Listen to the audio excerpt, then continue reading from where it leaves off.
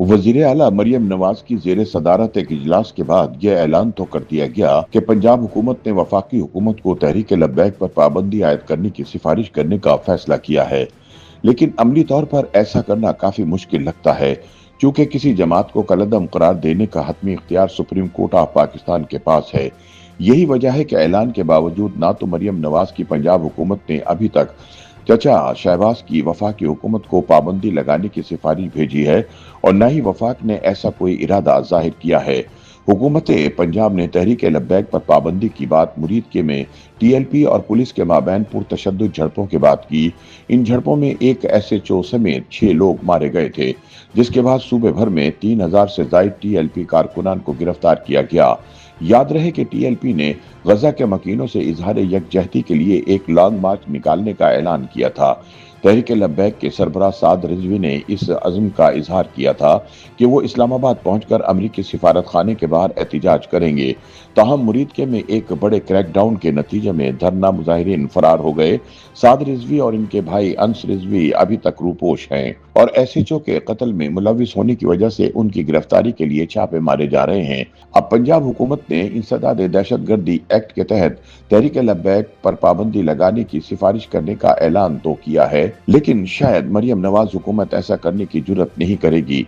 माजी में इमरान खान हुकूमत ने भी तहरीक लब्बैक पर इंसदाद दहशतगर्दी एक्ट के तहत पाबंदी तो लगाई थी, लेकिन फिर इसे ये फैसला वापस लेना पड़ा। इमरान खान की हुकूमत ने अप्रैल 2021 में टीएलपी पर तब पाबंदी लगाई थी जब इसने फ्रांस में गुस्ताखाना खाकों के खिलाफ एहतिजाज करते हुए मुल्क गिर धरनों और मुजाहिरों का सिलसिला शुरू किया।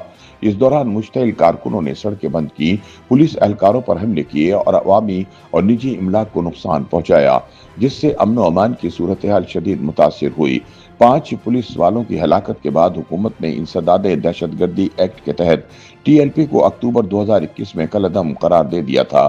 तब सरकार ने यह मौक़िफ़ इख्तियार किया था कि तंजीम की सरगर्मियां रियासती सलामती और अवामी नज़्म व ज़ब्त के लिए खतरा बन चुकी हैं। ताहम नवंबर 2021 में इमरान खान की हुकूमत ने मुल्क गिर एहतिजाज और मुजाहिरों के बाद टीएलपी के साथ मुज़ाकरात किए और पाबंदी खत्म कर दी। इस फैसले के पीछे कई अवामिल थे, जिनमें तंजीम की अवामी हिमायत, मजहबी हसासियत, सियासी दबाव और खातून अव्वल बुशरा बीबी का मशवरा शामिल थे।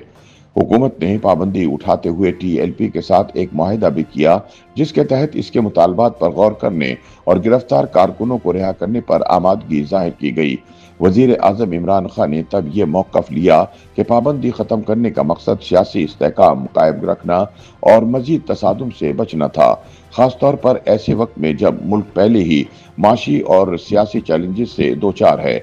ऐसे में दिफाई तजियाकारों के ख्याल में शहबाज शरीफ हुकूमत के लिए भी तहरीक लब्बैक पर पाबंदी लगाना काफ़ी मुश्किल होगा। लेकिन इस्लामाबाद में बाखबर जराए का दावा है कि तहरीक लब्बैक पर पाबंदी लगने का काफ़ी इम्कान मौजूद है, क्योंकि अब जनरल कमर जावेद बाजवा और जनरल फैज़ हमीद जैसे लोग असल फैसला साज नहीं। इस दौरान तहरीक लब्बैक की क़यादत के खिलाफ दर्ज मुकदमात की तादाद 72 तक पहुंच गई है, जिनमें 40 लाहौर में दर्ज हुए।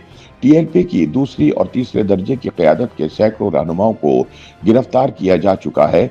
ये गुज़िश्ता चंद बरस में पंजाब में टीएलपी के खिलाफ दर्ज होने वाले मुकदमात की सबसे बड़ी तादाद है। इस इंतहा पसंद जमात के खिलाफ कार्रवाई के फैसले को कुछ अहम इजलासों से जोड़ा जा रहा है, जिनमें टीएलपी के पुरतशद्दुद एहतजाजात, कानून नाफिज करने वाले एहलकारों पर जानलेवा हमले और मसीही और अहमदी इबादत गाहों की तोड़ फोड़ के वाक़यात पर गौर किया गया। जहां तक किसी जमात पर पाबंदी आयद करने का ताल्लुक है, तो नेशनल काउंटर टेररिज्म अथॉरिटी हुकूमत की सिफारिश पर यह फैसला करती है। नेक्टा इन अफराद और जमातों की फहरिस्त मुरतब करती है जिन्हें दहशतगर्द या दहशतगर्दी से वाबस्ता करार दिया जा सकता है। इन फहरिस्तों में शामिल अफराद को पहले मरहले में सफरी और माली पाबंदियों का सामना करना पड़ता है।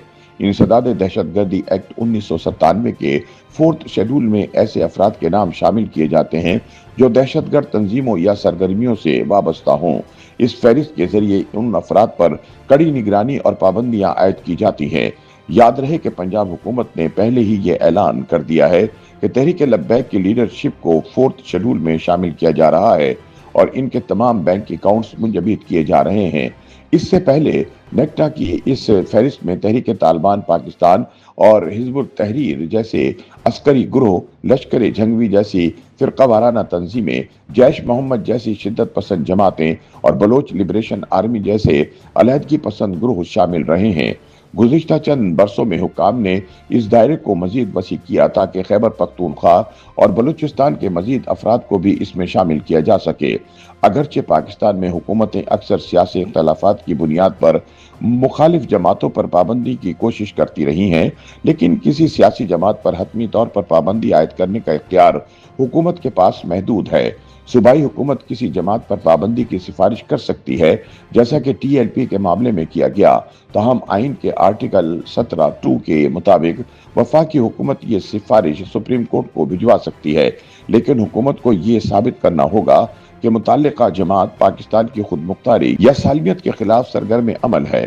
قانونی ماہرین کے مطابق کسی سیاسی جماعت پر پابندی کا حتمی فیصلہ سپریم کورٹ کرتی ہے۔ آئین کے مطابق وفاقی حکومت کسی جماعت پر پابندی عائد کرنے کے اعلان کے 15 روز کے اندر یہ معاملہ سپریم کورٹ کو بھیجے گی، جس کا فیصلہ حتمی ہوگا۔ یعنی وفاقی حکومت کسی جماعت پر پابندی لگانے کے لیے یا تو آئین کے آرٹیکل 17(2) کے تحت کارروائی کر سکتی ہے یا الیکشن ایکٹ 2017 کی دفعہ 212 کے تحت جماعت کی تحلیل کرنے کی درخواست دے سکتی ہے۔ دوسرے طریقہ کار میں بھی حکومت اعلان کرتی ہے، لیکن معاملہ سپریم کورٹ کے سامنے پیش کیا جاتا ہے۔ اسی وجہ سے اکثر سیاسی جماعتوں پر پابندی کی کوششیں ناکام ہو جاتی ہیں۔ یہ پہلا موقع نہیں کہ پاکستان میں کسی سیاسی جماعت پر پابندی عائد کرنے کی کوشش کی گئی ہو۔ گزشتہ سال اکتوبر میں پشتون تحفظ موومنٹ پر پابندی لگانے کا اعلان کیا گیا تھا۔ یہ تحریک خیبر پختونخوا اور بلوچستان میں پشتونوں کے حقوق کے لیے سرگرم ہے۔ جولائی 2024 میں وفاقی حکومت نے تحریک انصاف پر پابندی لگانے کا ارادہ ظاہر کیا تھا، جب وہ قومی اسمبلی میں سب سے بڑی جماعت بننے کے قریب تھی۔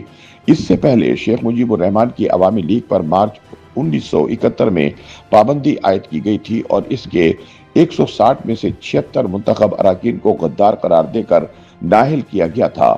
اس اقدام کے خلاف احتجاج ایک عوامی تحریک میں تبدیل ہوا، جس کے نتیجے میں بنگلہ دیش وجود میں آیا، جہاں شیخ مجیب الرحمان پہلے وزیر اعظم بنے تھے۔